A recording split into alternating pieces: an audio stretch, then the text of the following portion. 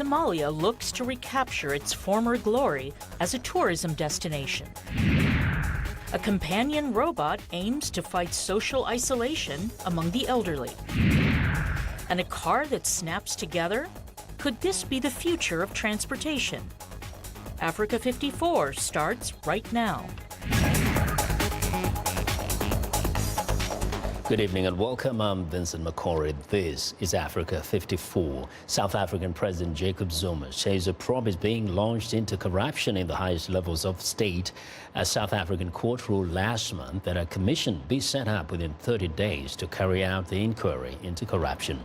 Zuma's announcement comes after Parliament indicated it would move to impeach him amid allegations of corruption in government. The allegations that the state has been wrestled out of the hands of its real owners, the people of South Africa, is of paramount importance and are therefore deserving of finality and certainty. Well, last month, the ruling African National Congress elected Cyril Ramaphosa as party leader to replace Zuma, who stepped down amid corruption allegations. Well, the United Nations wants Israel to halt plans to send thousands of migrants back to Africa forcibly, suggesting some could be resettled in Europe or other countries. Israel says it will pay thousands of African migrants living illegally in the country to leave, threatening them with jail if they are caught after the end of March. The vast majority come from Eritrea and Sudan. Many say they fled war and persecution as well as economic hardship. Israel treats them mostly as economic migrants. Israel's plan was widely criticized when first unveiled last year, but the UN Refugee Agency sounded a fresh alarm after Prime Minister Benjamin Netanyahu's announcement last week that the program had begun. We are again appealing to Israel to halt its policy of relocating Eritreans and Sudanese to sub-Saharan Africa. This is after some 80 cases were identified in which people relocated by Israel risked their lives by taking dangerous onward journeys to Europe via Libya. Most said they had been transferred from Israel to a country in Africa and provided with a lump sum of $3,500. However, the situation on arrival was different to what most had expected, and with little further support provided beyond accommodation on the first night. They reported feeling unsafe as they were known to have money. Some said that people traveling with them had died en route to Libya, where many experienced extortion and detention, as well as being subjected to abuse, including torture and violence. Well, the program is targeting an estimated 38,000 people, mainly from Eritrea and Sudan. Israel is offering them $3,500 and a plane ticket if they return home by March or go to third countries, which rights groups have identified as Rwanda and Uganda. The UN says Uganda has publicly denied any deal with Israel. Rwanda has reportedly also dismissed its involvement. On a more positive note, after years of conflict, Somalia is hoping to become one of Africa's top tourist destinations. The country wants to revive its collapsed tourism sector and position itself in global tourism markets. Somalia's reputation as a tourist destination with pristine beaches faded after the start of the civil war in 1991. An African Union force has been fighting against al-Shabaab insurgents and has reclaimed control of most of Somalia's main towns and cities since the militants were driven out of Mogadishu in 2010. Somalia has the longest and least policed coastline. For over 20 years, the only foreigners visiting that country have been mainly diplomats and aid workers. Though still modest, the number of tourists arriving from Europe, Asia and the United States has been on the rise in recent months. Tourism operators say they are beginning to see an increase in the number of Chinese visitors among other nationals. Now we have lots of people coming, daring to come to Somalia. This year alone, we hosted almost 40 non-Somalis, international people. Most of them European. We have been hosting a lot of people from the EU continent and the US and the Asia also. So this week, we hosted the first ever Singaporean citizen in our country, which gave us another pleasure. I would urge the world, if you want to see Somalia, feel it, then join us. We invite you to Somalia, we invite you to Kismayo, we invite you to Mogadishu, we invite you to Hargeisa, we invite you to see Bosaso, Garowe, Beledweyne, and all the other major cities. While still in its infancy, the tourism sector is being touted as a potential catalyst for significant economic growth and employment in coming years. More than 150 travel agencies operate nationwide, while foreign airlines operate regular flights to Mogadishu from Istanbul and Nairobi in Kenya.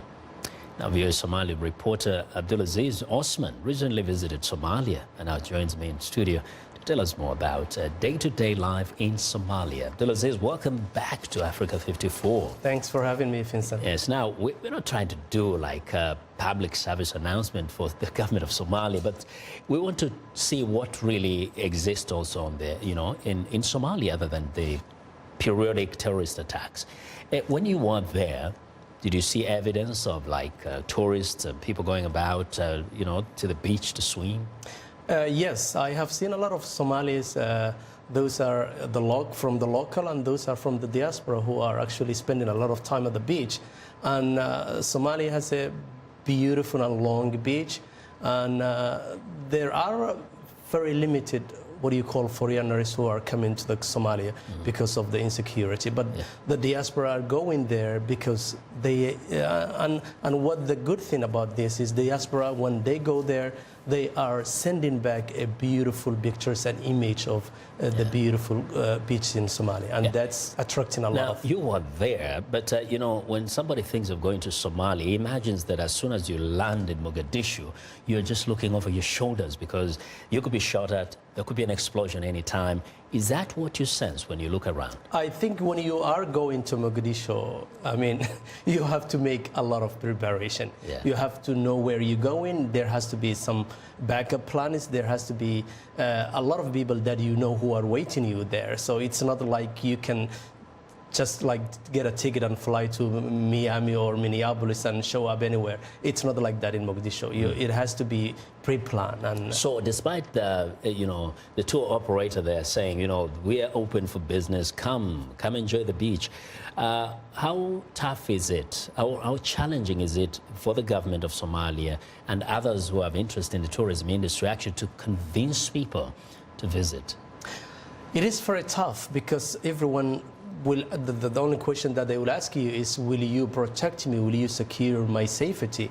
And it's very challenging for the government and for the even travel agents. They want more people to come, and not only in Mogadishu, in Kismayo, in Bosaso, in Somaliland.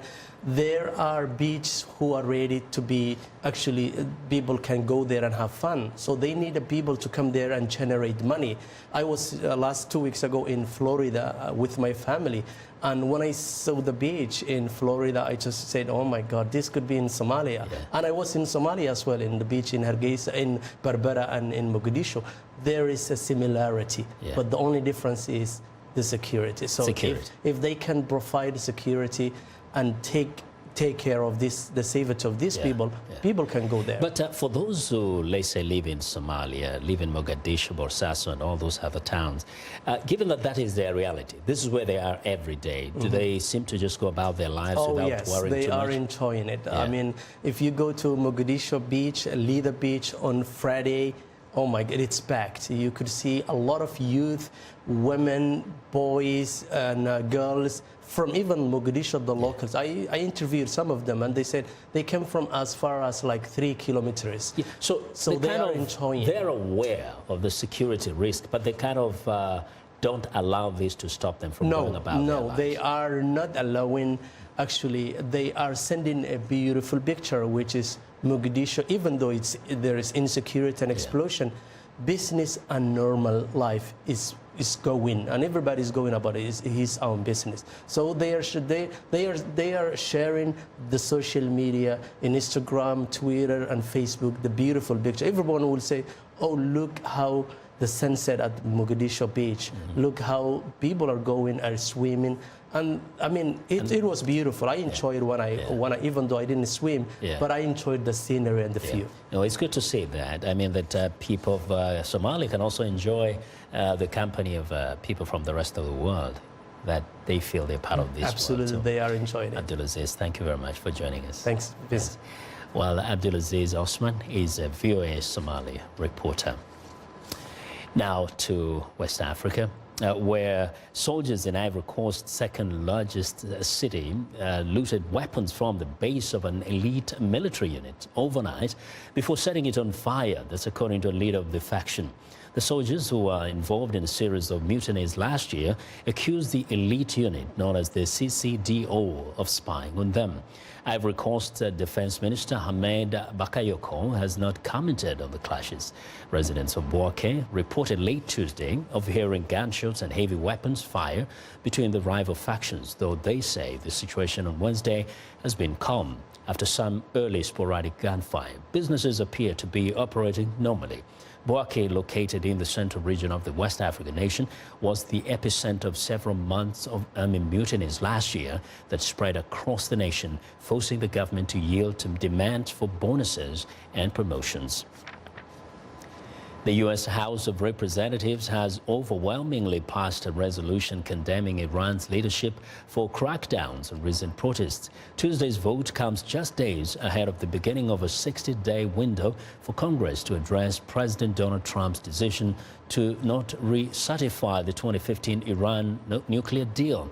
VOA's Catherine Gibson reports from the Capitol Hill. The protests have subsided, but the people of Iran have not been forgotten. That is the message from the U.S. Congress as House lawmakers condemn the regime's crackdown on demonstrators. We cannot be quiet. With the passage of this resolution, we state that America stands with the Iranian people. A point Iranian leadership disputed just hours before that vote. Ayatollah Khamenei tweeting, Iran knows its own people better than the U.S. and President Trump, who tweeted throughout the protests. But lawmakers say that is not the intent of the House resolution or a similar resolution soon to come up for a vote in the U.S. Senate. In standing with the Iranian people, we must explain that they are not the target of our sanctions. U.S. sanctions target the oppressive, destabilizing regime, not the people of Iran. The vote comes at a key point. President Trump threw the 2015 nuclear deal negotiated by the Obama administration into doubt in October when he declined to recertify Iranian compliance, pushing for new terms. This president, this administration are absolutely committed to continue to bring the full economic weight of the United States and these economic sanctions to bear on Iran. Now, we're also working with the Congress to arrive at a new agreement and a new set of conditions for sanctions going forward. The protests only increasing the urgent need for a decision on the deal as the window for a congressional response opened this week. I've been meeting with the representatives of the Trump administration in regards to the certification and waiver issues as to how Congress can be helpful, provided that we don't do anything that would violate the nuclear agreement and that we work closely with our European partners. And even while it appears the protests have dwindled, one analyst says their impact will linger. There will have a lasting effect in that the regime can no longer be certain that the heartland on which it used to count is solidly behind it, giving lawmakers even more reason to find areas for agreement. In this House, we are on both sides of the Iran nuclear deal, but we were united in knowing that Iran is not an ally of the United States, at least the Islamic Republic of Iran is not, and this House never agreed to ignore extreme human rights abuses simply because the government of Iran has agreed to limitations on its nuclear program. The window for congressional action on those limitations closes in March. Catherine Gibson, VOA News, Capitol Hill. U.S. President Donald Trump has signaled willingness to compromise on some immigration issues so he can finalize a permanent immigration bill. He met with lawmakers from both parties on Tuesday to address border security, protection of young immigrants without legal status in the United States, chain migration, and the visa lottery program. Here's VOA's Laditza Hoke. Regulating immigration and securing the U.S. southern border were Trump's key campaign promises, but hard to fulfill without the support of Democrats. I feel having the Democrats in with us is absolutely vital because this should be a bipartisan bill. This should be a bill of love. Truly, it should be a bill of love. The meeting focused on how to deal with as many as 800,000 young immigrants who don't have a legal status in the United States. They were protected from deportation by a program known as DACA until Trump ended it last year. On Monday, he also ended the temporary protective status for people from El Salvador. Trump also wants to end the visa lottery program, which allows randomly selected applicants to immigrate into the United States. But on Tuesday, Trump signaled he is willing to compromise in order to move on to finalizing a permanent immigration bill. It has to be a bill to end chain migration. Chain migration is bringing in many, many people with one, and often it doesn't work out very well. Those many people are not doing us right. And I think a lot of people in the room, and I'm not sure I can speak for everybody, but a lot of the people in this room want to see chain migration ended. What Trump and many Americans call chain migration, others see as reuniting immigrants with family members left behind. Democrats have opposed ending DACA, but exited the meeting Tuesday saying there is room for compromise. I think the president actually wants to strike a deal. Now, whether that deal is strikeable is another question, but I think it's possible. But Trump will have to find a way to appease hardline lawmakers who are holding him to his campaign promise. He persistently and relentlessly promised to put an end to DACA. Well, technically, he's announced that that will happen on March 5th of this year, but also he's working to trade it for a series of immigration enforcement deals. Trump said he is eager to start the construction of a wall on the southern U.S. border to fulfill one of his key campaign promises. That project is now part of wider negotiations on U.S. border security. Zlatica Hoke, VOA News, Washington. We want to know what you think about Africa 54 and the stories we have. And join the conversation on Facebook. The address is Africa54. We're also streaming our show live on Facebook, so check us out and share our show with your friends. And check out our headlines 24/7 on voaafrica.com. Find me on Twitter at VOA Vince Makori. Oh, coming up, could this be the future of companions for the elderly? Stay with us.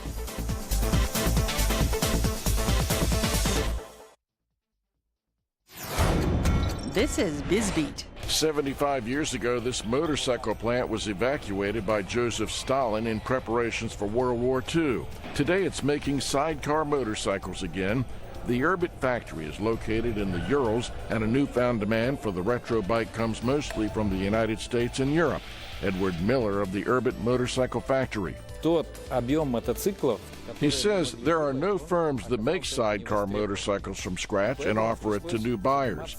These new bikes do get updated disc brakes and a drive shaft for the sidecar, and the Urbit factory makes about 1,500 sidecar motorcycles each year. But for those who want a cheaper bike, Alexander Maznikov restores old bikes, selling them cheaper. He says nostalgia is what people feel. People try to collect the World War II Soviet-made M72. He says there is a certain demand. For VOA's BizBeat, I'm Philip Alexio.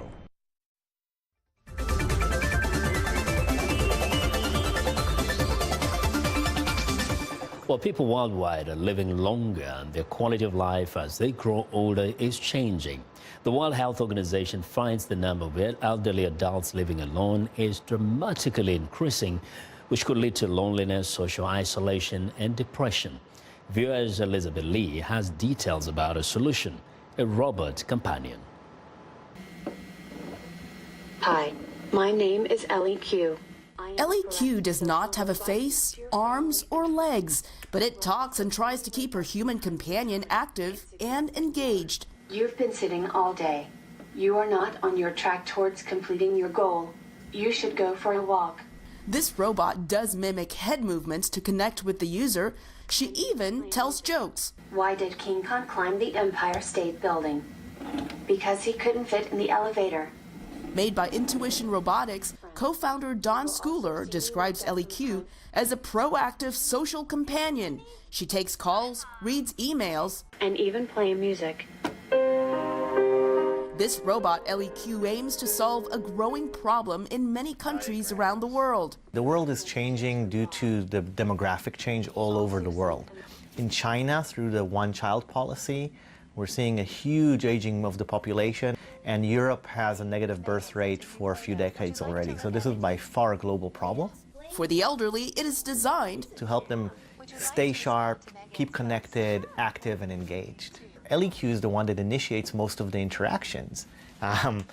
And by learning the older adult, learning their needs, learning the environment. Schooler says LEQ is not supposed to replace humans. Instead, this robot can help older adults stay motivated and connect them to their loved ones to fend off social isolation and depression. The company is still determining LEQ's price, but plans to make it commercially available sometime later this year. What is the color displayed on the screen? Elizabeth Lee, VOA News, Las Vegas. Red. Well, dogs are often used in airports to sniff out explosives or illegal drugs. But a high-tech machine has been developed that can sniff the air, so baggage handlers and bomb experts can check luggage and containers without touching them. VOA's Deborah Block has more. Sniffer dogs may no longer be needed for security in the near future if the machine called CrimTrack takes their place. The device works by sniffing the air and can detect substances used to make explosives and illegal drugs in less than 2 minutes.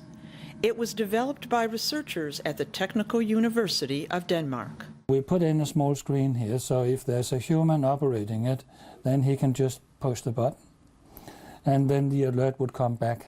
This is how it works. There's a wireless communication. It operates on a battery here, so you can have several of them. And the data will be, in the future, transferred directly to what we call the monitoring station, which could be a computer, could be a laptop, or maybe just an iPad or similar. So we can have several of them operating simultaneously if you want to search an area. CrimTrack also contains a chip with dyes that change colors when specific chemicals are discovered. We take the chip and mount it into what we call a flow chamber, which is basically just a small chamber containing the microcolorimetric chip. Then we mount it on our device, and once we start the program, the equipment will take several images of the colorimetric chip over time during the exposure of the chemical. The researchers hope to have the technology on the market by 2020. Deborah Block, VOA News. Well, it's time now for a short break. Still to come on Africa 54. Would you ride in a car that has been listed as a living room on a skateboard? We'll be right back.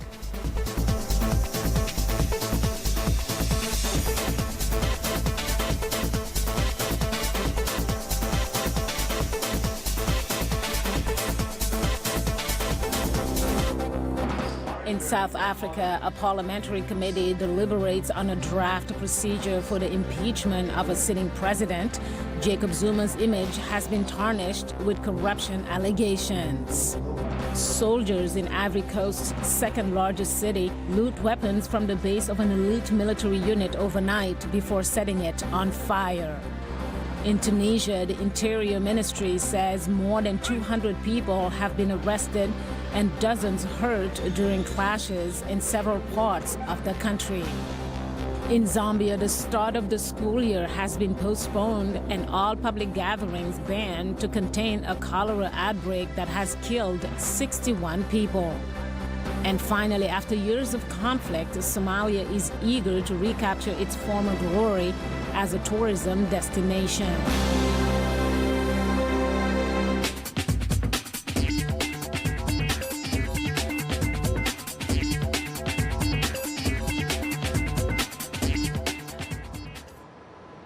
Welcome back to Africa 54, and here's what's trending. Missed a moment? Well, this camera is making a splash at the Consumer Electronics Show in Las Vegas. Why? It goes back in time with a quick click. It's called the Roadster, a Bluetooth-connected camera that hangs around your neck.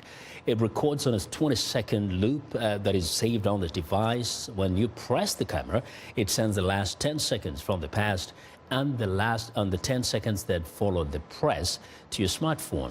The idea is that you will never again miss an important movement because you couldn't get your phone out of your pockets in time.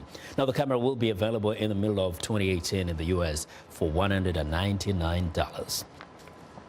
Now, meet Kika, a voice-enabled robot that moves entertainment, communications, and safety into every room of your home.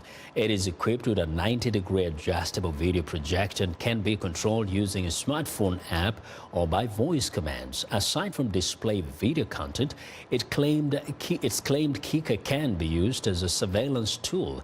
Its built-in camera allows homeowners to monitor their property remotely.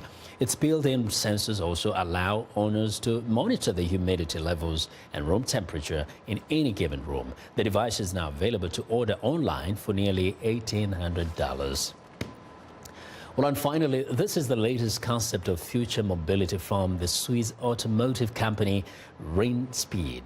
The concept is called Snap, as the two pieces will snap together. There is the chassis part, or skateboard as the company is calling it, that will power the pod or type of mobile living room. The idea is that Snap will autonomously pick up the most suitable pod for your day's activities and then come and pick you and your family up and colleagues at your door. The company envisions several different pods: a cattle pod for romantic evenings, a camping pod for weekends in the wild, and an office pod for meetings on the go. And that's what is trending today. Now, global elephant populations are in decline. This according to data from the 2017 elephant census, which points to man-made shrinking of their natural habitats. But in the South Indian state of Tamil Nadu, elephants get the royal treatment. Viewers Arash Arabasadi reports. Ladies and gentlemen, the guests of honor have arrived. Please take your seats and enjoy this feast fit for an elephant. The Tamil Nadu State Forest Department organizes this annual camp complete with religious pageantry. These 33 lucky giants mostly belong to temples, but each year they receive the VIP treatment in this southern Indian state. Elephants are wild animals and they love to be in the forest. It is there where an elephant is brought into its natural habitation, and when it meets other animals, it surely gets rejuvenated. The second important aspect is the feed, which is abundantly given in the camp. The decade-old rejuvenation camp runs in Tamil Nadu from early January to February 20th, so there's plenty of time to see these elephants living the good life. Arash Arabasadi, VOA News. Well, and that's our show for today. Thanks a lot for watching. Have a good night.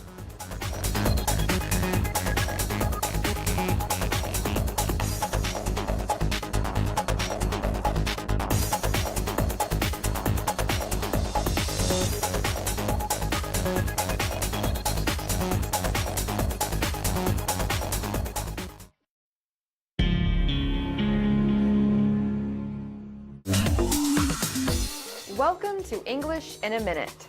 Woodwork is any part of a house or building that is made of wood. Crawl out of the woodwork. This expression sounds troubling. I won!